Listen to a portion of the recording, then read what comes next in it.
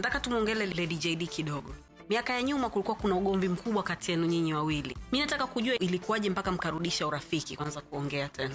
Mheshimiwa JK kati rais nilialikwa Ikulu. Bodigadi wake nipigie simu, bwana mzee anasema uje na Lady JD. Mwambie Lady JD. Out of nowhere. Sasa sijui mzee alifanya kimaster tu alitaka ole na kwaje. Kwa mimi nilikuwa hata sina namba, nikaomba namba, kapewa, nikamuita.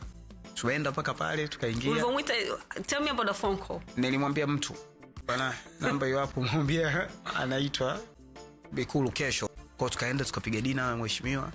Mlivofika pale how was it? How awkward was it? Yule dada ni mkali. Kaingia kachelewa. Mimi nimekaa na Niki hapa, pini katupita. Kaenda kakaa peke yake. Tumeingia tumekula na mzee nini hata usoni aniangalia, alimkausho mikali. Kwa hiyo this is not good. Baada bwana mambo inabidi yayuke tu mshikaji wangu. Wewe ndio ukamwambia? Inabidi yayuke tu, hakuna tupate kitu chochote kwa kuendelea kukosana hivi. Na sijui hata kimsingi kama kuna ugomvi wowote.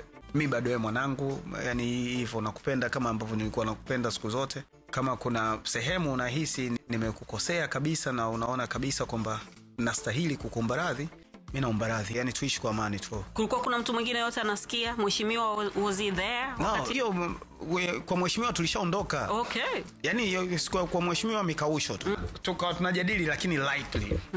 Hakukuwa na pase kwamba mtu ameomba radhi ama afanya nini, ni yale mazungumzo tu bana, hiki kitu inabidi kipote. Na I'm happy imekwisha. And I'm looking forward kufanya vitu vingine vikubwa na yeye.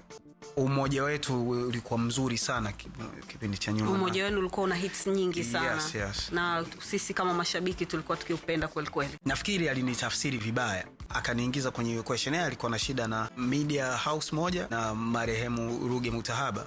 Kwa sababu mimi nilikuwa rafiki na marehemu Ruge, yani tulikuwa tunafanya biashara.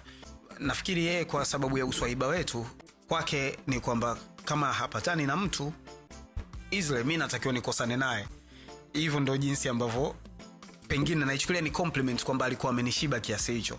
Lakini mimi siko hivyo. Salama, kwa mfano mimi nikikosana na mtu wewe ukiwa unaongea naye, mimi nikikununia na wewe, naona hii sio sahihi. Yeye hajagombana naye, yani kwa nini ugomvi wetu uwe unahusisha watu wote? So pengine alitafsiri vibaya kwamba urafiki wangu na Mruge ilikuwa una vitu vinatengenezwa against yeye na vitu kama hivyo.